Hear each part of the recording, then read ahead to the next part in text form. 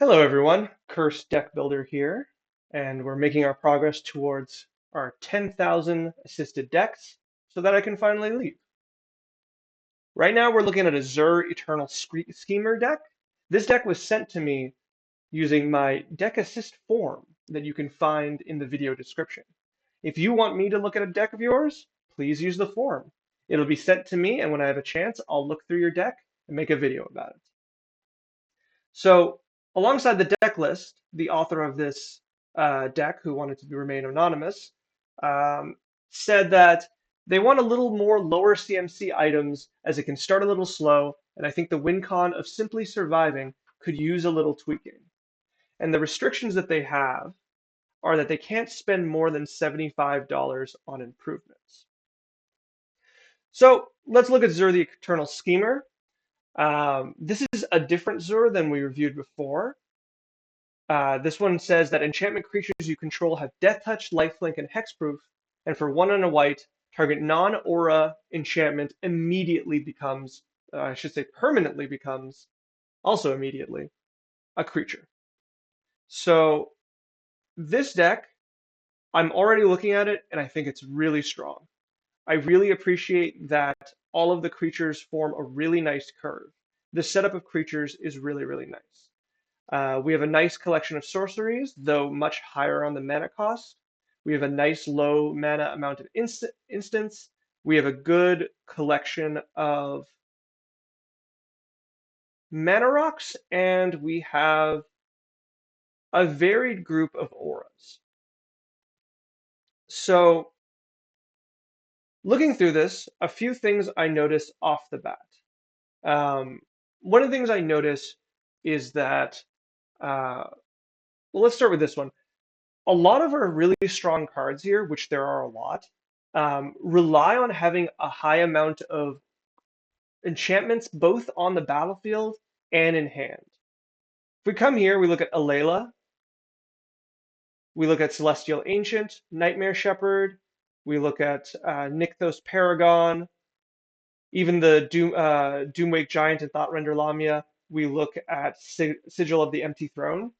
These are specifically cards that grow stronger when you have enchantments on the battlefield and more enchantments to play from your hand.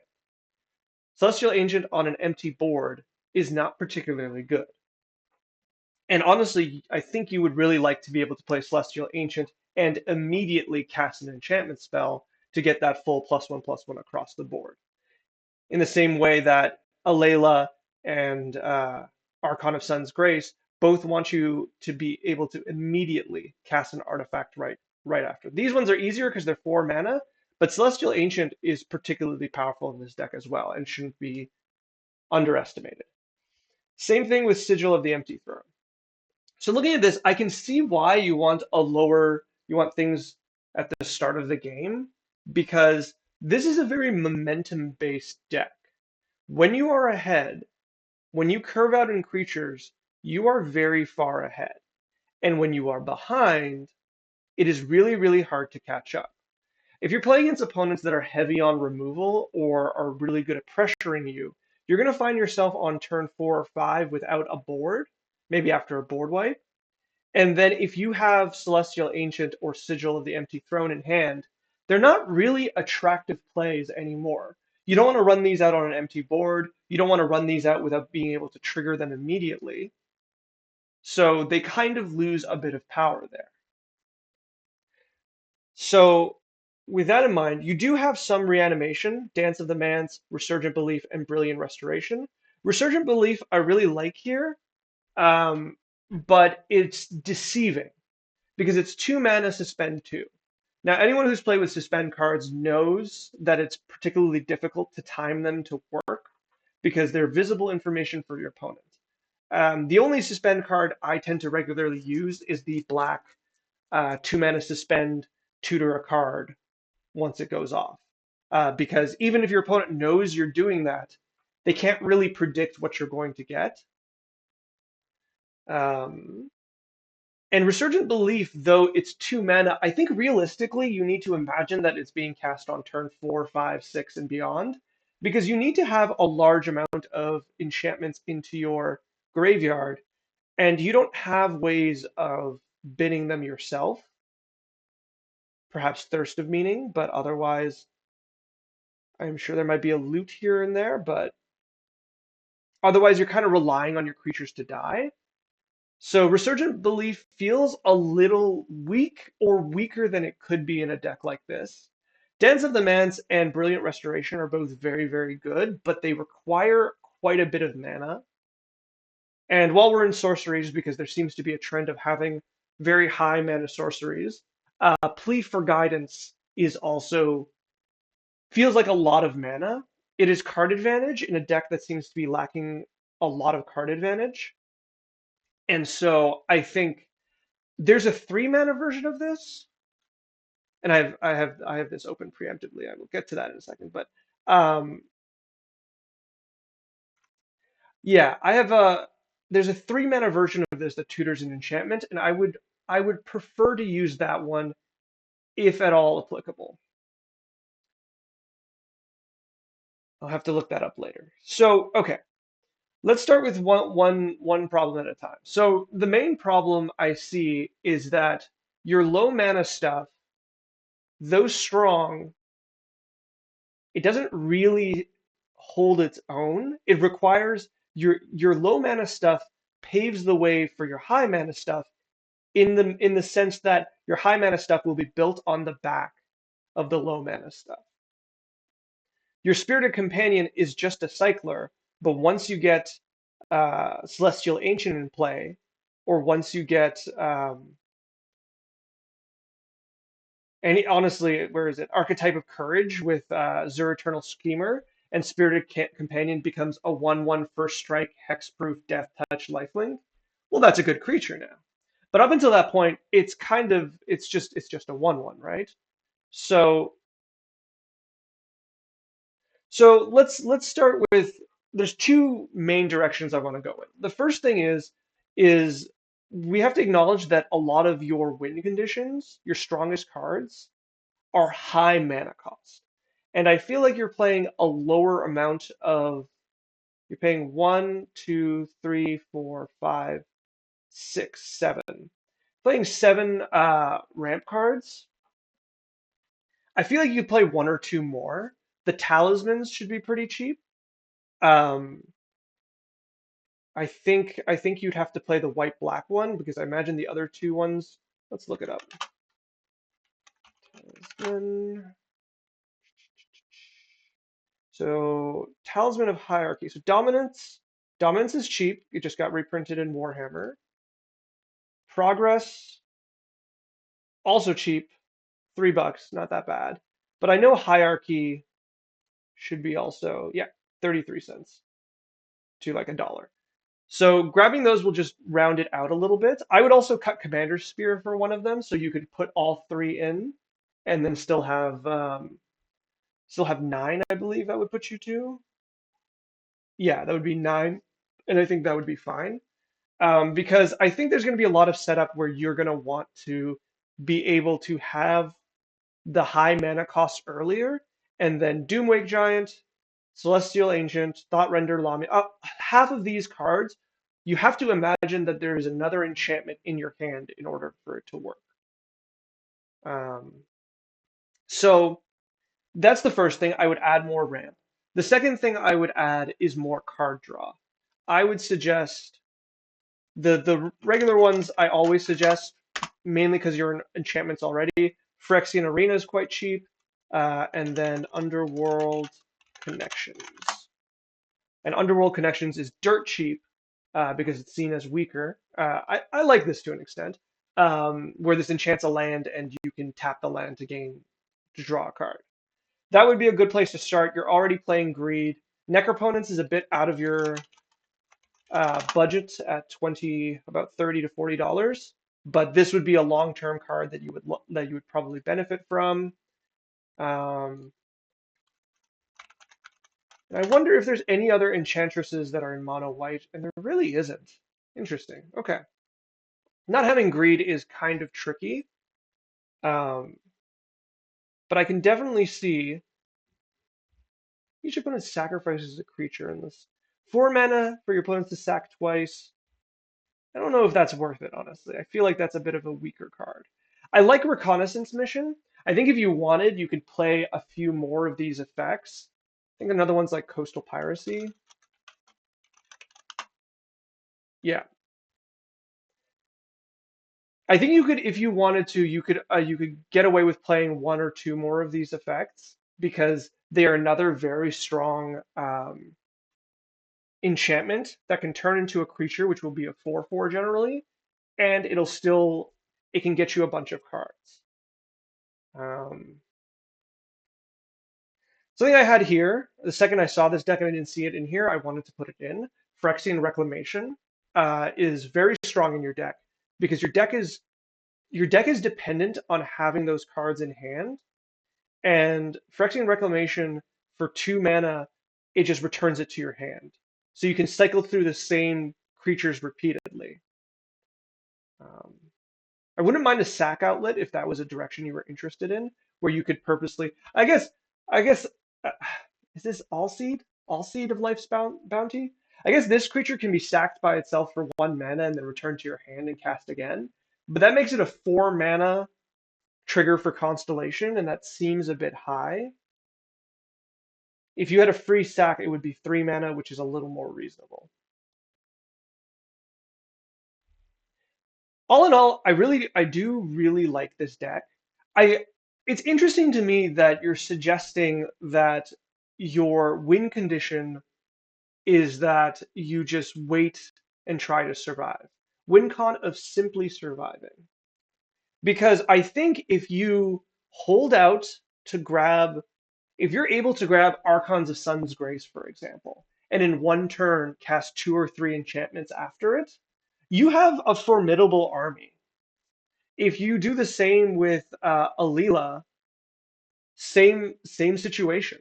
If you're able to play Celestial Ancient and drop a few enchantments and grow your board and attack, that's also really strong. Um, so I think you have the means of closing games. Like honestly, if you're able to play Thought Render Lamia and play 2 enchantments, you are very much in the lead. Now, if your opponents are at a higher caliber of deck than you, then you will need to increase the power generally of your cards. You will need to go and get Rhystic Studies and the like to keep up. But if they're at an equivalent pace, I think all in all you have two options. You can either you increase your number of creatures. What I would like to see here is cards like Thalia, Guardian of Thraben. I'd like to see Leonin Arbiter, Dranith Magistrate is within your budget, but a bit expensive at $15 to $20. However, would be really powerful here. Having a few Hate Bear style cards, which would slow down your opponents, will give you time to build the mana you need to finish the game here. Um, I think, where is he? I just saw it. The Nykthos Paragon is a really interesting include because um, I see how this would work. You got lifelink from Zur, you attack with First Strike, and whenever you gain life, you may put that many +1/+1 counters on each creature you control, do it once each turn. So this is really good, um, but it also triggers off of Underworld Coinsmith, and I think you may do this only once each turn.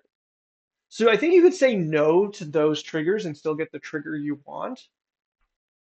But I feel like this is just another really high mana card that is dependent on your other cards, on having like an army and such. So I think really quickly, I'm going to put an enchantment. I'm going to put 5 mana and greater. Let's put it in our colors. And we're going to run it by what EDH Rec likes, just because this usually finds the ones we want a little faster. So I'm looking for Painful Quandary. Whenever an opponent casts a spell, that player loses 5 unless they discard a card. I'm looking for Grave Betrayal is another one I really like. Whenever a creature you don't control dies, it's reanimated on your side with a +1/+1 counter. And I am looking for. There's one more in mind. Are you not playing? Interesting. Put that to the side.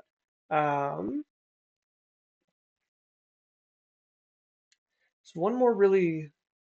There's a blue one that mills. Patient Rebuilding. I like Patient Rebuilding. Overwhelming Spender and Cruel Reality are also very good, but they're very high mana. Patient Rebuilding draws you cards off an opponent up to 3. It's not good in this kind of thing, but it can get you ahead. I'm looking for cards that you can drop. Actually, I'm gonna say no. I've changed my mind. That doesn't belong here. But there's a few like high mana enchantments that when you drop them, they force everyone else to kind of play around you. Um,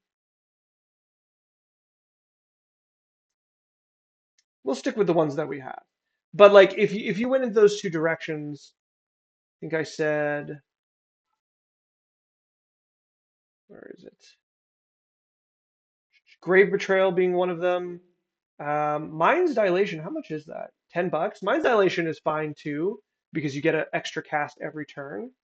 Um, but those cards in Painful Quandary immediately demand respect from your opponents because it's going to start punishing them for doing the things they want to do. Mind's Dilation will start triggering off casts. Grave Betrayal will trigger off any removal, and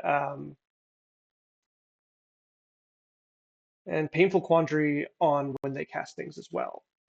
Perplexing Chimera is not in here. It's another punishing card where you can play Perplexing Chimera and wait for one of your opponents to cast something that you want, and you can swap it for it. This creates a bit of a meta game where Perplexing Chimera is passed around, and it takes heat off of you. It's really scary to your opponents right at the start, but if you're able to exchange it once, like if they don't remove it, if you can exchange it once, then the pressure's off you and onto an opponent where everyone's worried about them. Something else I noticed you're not playing, I'm wondering if it's a budget concern, is Athreos God of Passage. Okay, it's about $10. That's not too bad. That's within budget. This is another thing because it lets you buy back your creatures. It's kind of a soft buyback because for a while your opponents will probably just let it happen. But over time, as the battle goes on, and considering you're doing a lot of like pinging damage, like a little 2s or 1s or 3s, it allows you to pressure one opponent so that they're forced to keep giving you your creatures back repeatedly. Once again, better in an aristocrat setup, but not bad here.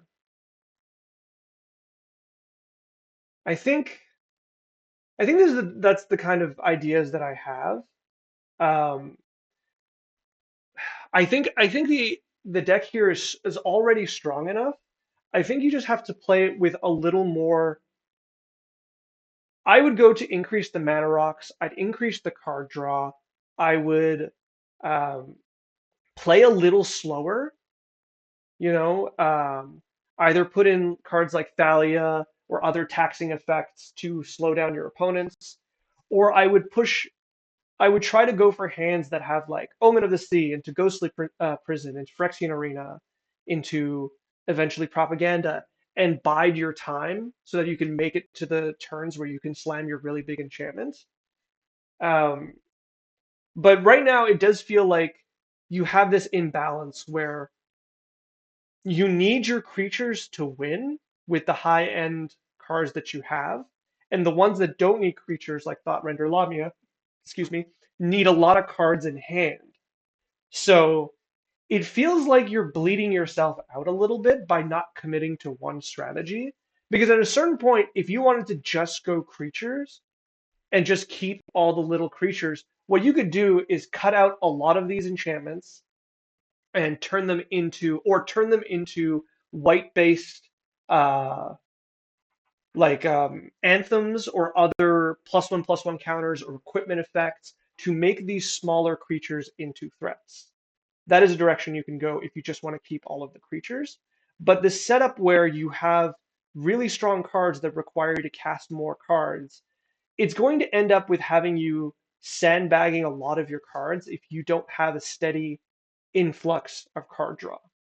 So I think I'd start there. First of all, I would add card draw.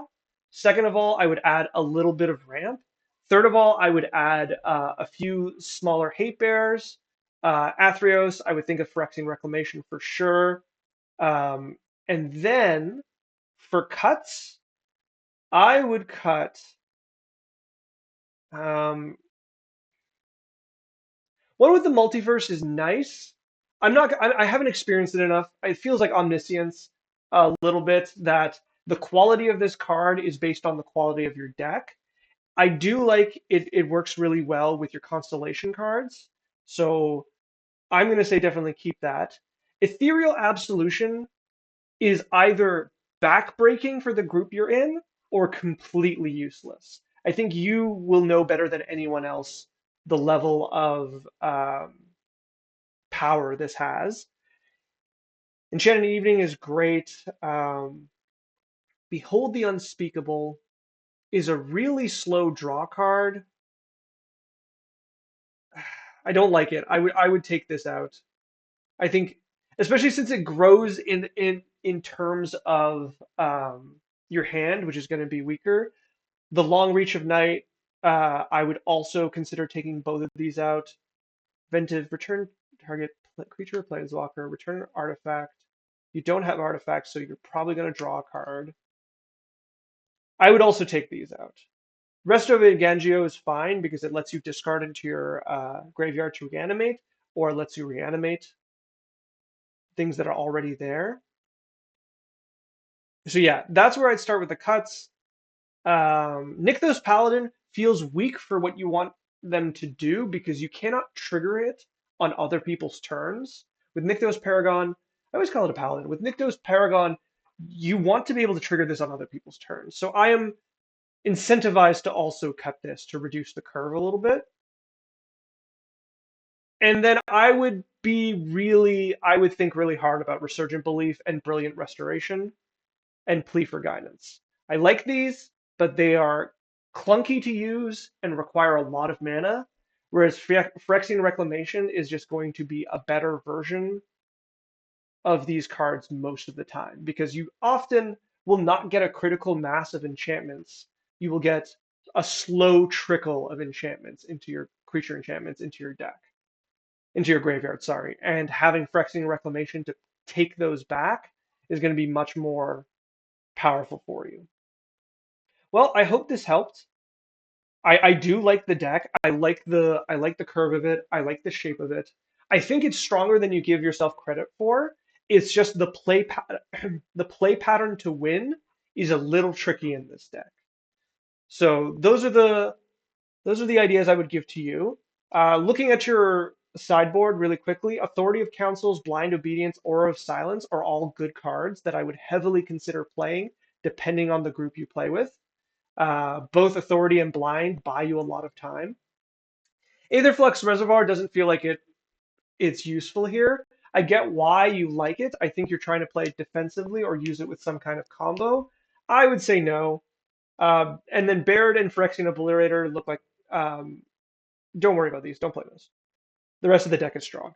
I would say get some practice with the deck, improve the top end, figure out how to play it in a way, and you'll do really well. All right, thanks for watching. If you'd like to subscribe or comment, that's always great. And if you want me to look at your deck, please fill out the form in the description.